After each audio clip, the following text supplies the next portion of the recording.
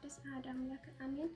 ሰላም አምላክ ምስላትና ይሁን ፍራት ሓታ ምንአሁን ብድናሁን ሰላም ሁን ብዙሕ ይበለልን። እንኳን በዓለ ለልደታ ማርያም ሰላም አጽሐና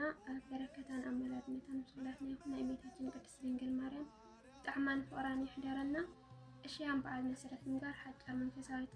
ገጥሚ ሕዛኽን መጽና ፍቻ መጨረሻ አዳም ጽዋ ልደትኪ ልደትና ልደትኪ ልደተይ ማርያም እመቤተይ ኢለንክ ወድስ ንዓኸይ ድንግለይ ናይ ትሕትና ጸጋይ አደይ ወላዲተይ መግቢ ህይወተይ ኮ ህብስተ መናይ በህፃንነትኪ ጸጋ ዝመልአኪ እመ አዶናይ በህፃንነትኪ ጸጋ ዝመልአኪ እመ አዶናይ ጠጥዒ ቆጽልስና ግርማ ቤተ መቅደስ ጣዕሚ ዜማ ስምኺ መንፈስካ ዝሐድስ ገና ከተሓስቦ ልብኻ ዘረስርስ በቃል ናይ ምስጋና ውሽጥኻ ዝሐድስ በቃል ናይ ምስጋና ውሽጥኻ ዝሐድስ بعين እግዚአብሔር እታ ዝተሐርየት ከም ህፃን ምስ ቆልዑ እንከይ ተጻወተት ገና በህፃና ብሕትውና ህይወት በአይዳ ቅዱሳን ህብስተ መና እናተመገበት ሕቁፍናይ ወለዳ ከየስተመቐረት ዝሓቐፋ የእዳዋት ናጎይታ ጎይቶት ዝሓቐፈ የእዳዋት ናጎይታ ጎይቶት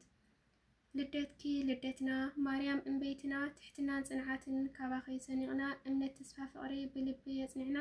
እምነትና ክጸንዕ ድንግል ባርኽና እምነትና ክጸንዕ ድንግል ባርኽና መስተንክር ኮይንኒ ህያዊ ፍቕርኺ ቃላት ሓጺርን ዝገልጽ ውዕለትኪ ብስቕታ ፈቲነ ግን ድማ ይከኣልኩን ማርያመይ ክብልየ ውዕለትኪ ኸስተንትን ማርያመይ ክብልየ ውዕለትኪ ኸስተንትን ፈልሲ ቤተ መቕደስ ናይ ቀራንዮ ህያብ ዘይሃስስ ካብ ልበይ ደጊመ ክጽውዖ ስንኪኢ ሰላመይ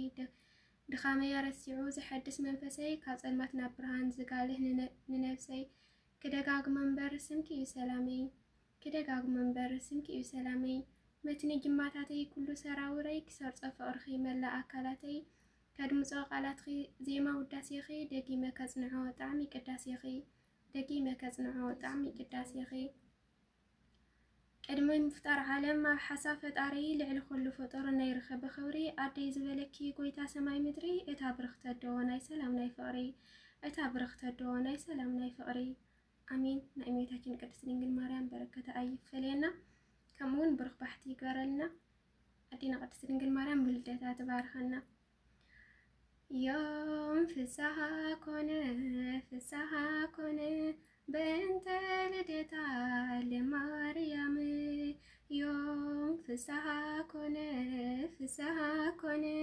በእንተ ልደታ ለማርያም يوم فسحة كونه بنت لدتا لماريام آمين دقامي رحس بعلي قرينا سوهات لإكزيابير